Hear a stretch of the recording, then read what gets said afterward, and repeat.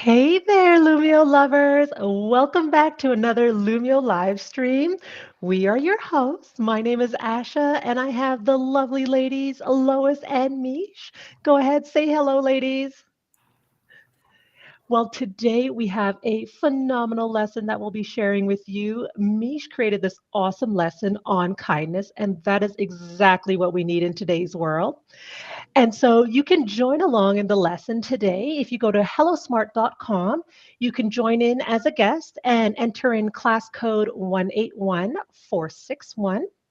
And without further ado, let's get lit with Lumio and jump into this lesson. You were so excited to say that, and I love it. I Hi, love it. everyone. Happy Tuesday. I know us on the US side, we're coming off a 3-day weekend. Our Canadian friends were off a 3-day weekend last week. Anyone feeling refreshed? I definitely needed the day. Yep. Hmm. Awesome. Well, I have a lesson here today on social emotional learning, talking specifically about social scenes. And I'm super pumped to share this with you. And I know many of us are getting ready for the summer, and a lot of us are either doing summer school or summer camp. So it's still important to consider doing social emotional learning during that day. Or if we're just taking a break and getting ready, maybe prepping some activities for the fall. So with that, let's get started. All right, first I've got a shout it out activity here. For those of us that are new to Lumio, this is a really, really great way to get students to share their responses anonymously or non-verbally, kind of giving different students different entry points to participate in a discussion. So the question here is, name an act of kindness that you saw in the last week.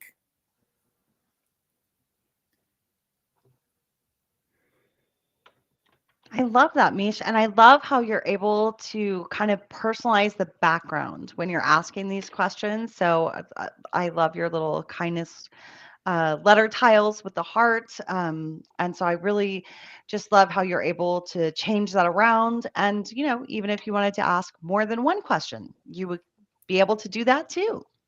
Exactly. Yep. You can definitely categorize it into 3 different questions. You can put a custom theme in the back. And then I also noticed, Asha, if you could just drop the join information in our chat here, you could go Yeah. to hellosmart.com, and my class ID is 181461 if you'd like to participate in this quick little activity.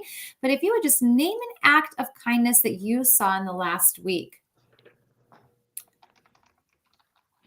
I will name one that my partner. So I was super excited last week. Actually, I was at Home Depot and I found this new fly trap thing, and I was super pumped to put it in the yard. And let me tell you that we caught probably like 100 flies in the 3 days that it was up there. But then I Wow. thought, like, I actually think we're attracting more flies than we had before. And it smelled and was so gross. And I made him take it down. And it was really helpful that he did that.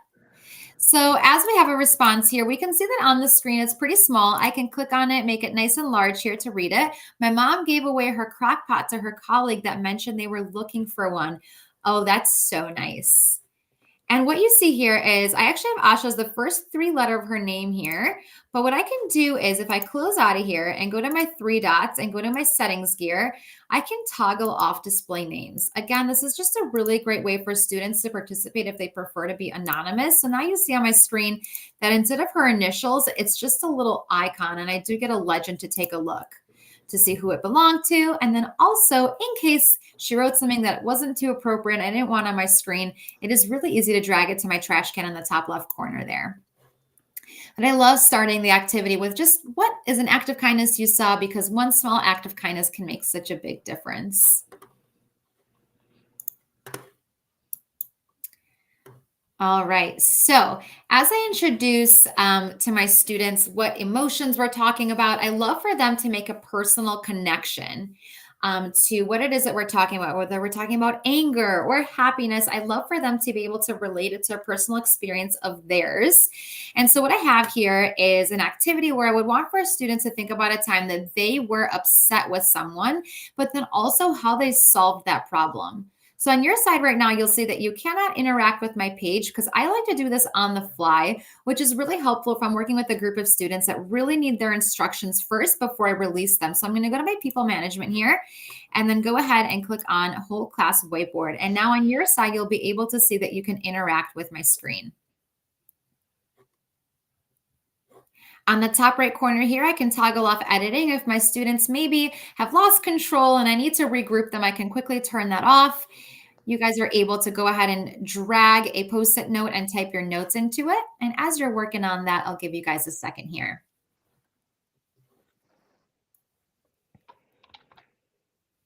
I love talking about social emotional learning because it provides kids with a set of skills that they can draw on when they face challenges later in life.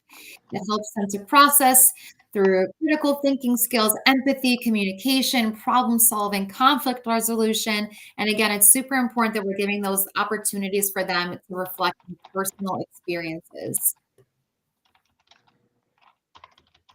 So as my friends here are working, I see that Post-it notes are being dragged to the screen.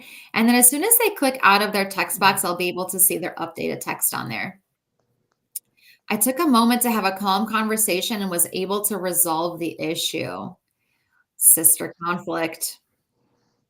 Sibling conflicts, that's a common one. And something that's very relatable to anyone that has a sibling for sure.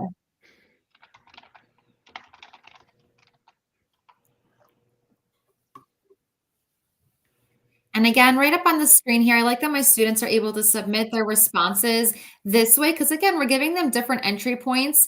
And it's especially important because this is a very personal conversation. So maybe they don't want to say some of these things out loud. I yelled, not the best. It Sometimes. happens sometimes. All right. So now miscommunications needed to all get together to find a resolution. Sometimes everyone just has to sit down and figure it out together. That's the best way. Make sure everyone's voices are heard. So in the beginning, I said that we would be talking about social scenes. So I'm actually using one of our 12 activities here, which is called a label reveal. And the way that I created this activity is to combine both technology and traditional classroom practices. So what I would have my students do here is take out their notebook. And I'd give them a minute before we start to just think to themselves. So I've got some questions here as they look at the picture. Scan the image silently for 1 minute. What do you notice? What do you notice about the girl? What are the kids in the back doing? How are their actions making the girl feel? And what can the girl do? So this is a social scene, which is a really great way to help students understand what to expect in an unfamiliar situation or to introduce them to new problem-solving skills. So it's really great to help them prepare for something that they might encounter in the future.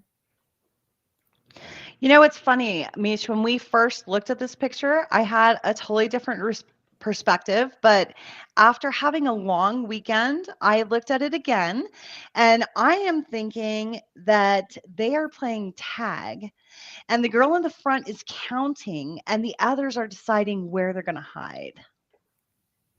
That's a really good perspective. I definitely don't think I would have ever gone there, but I love that because we're having this conversation, we're able to see how different people might process an image or a situation.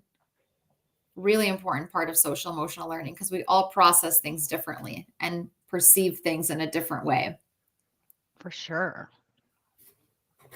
So after my students were able to take a few minutes to look at this image, take down some of their notes, I would have maybe a verbal discussion of what our thoughts were. So just like Lois just shared her thoughts, that was totally different than what I was thinking. And we could talk about why our thoughts would have been different.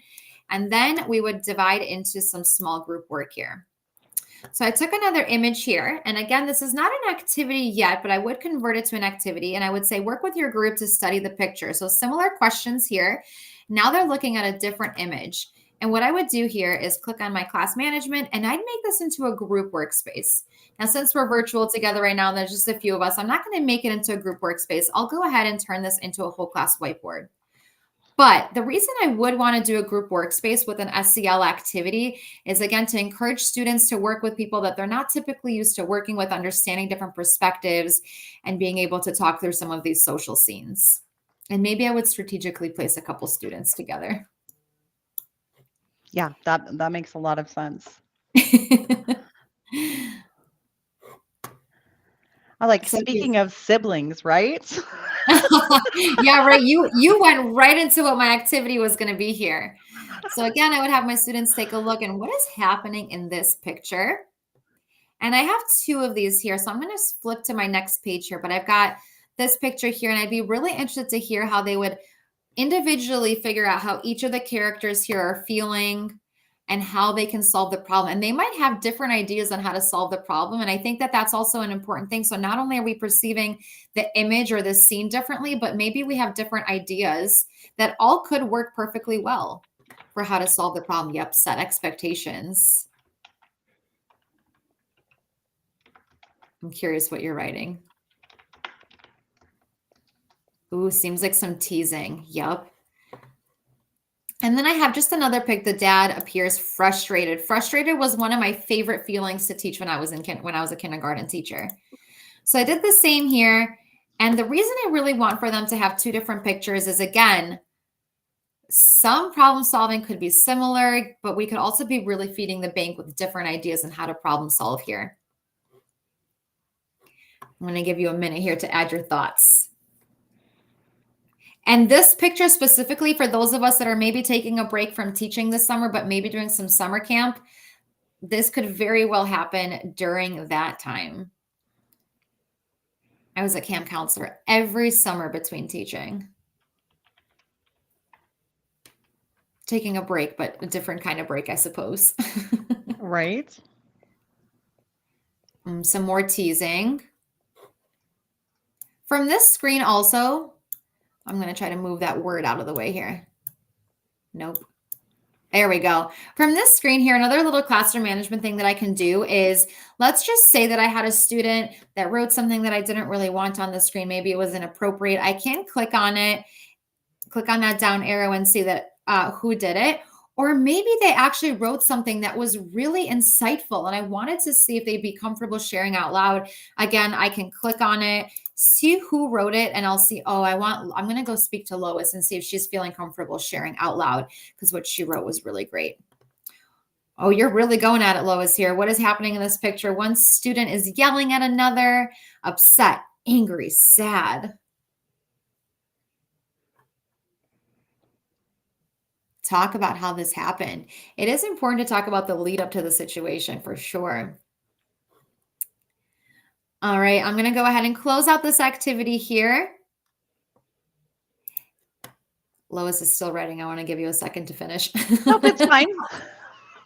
Set expectations for interacting with peers. Yes, as we're getting ready for the summertime, even if we've got any parents in the room, it's so important to talk about all the things that might come up for them. Again, social scenes help us to prepare for situations that we might encounter in the future and understand different perspectives and how we perceive a situation.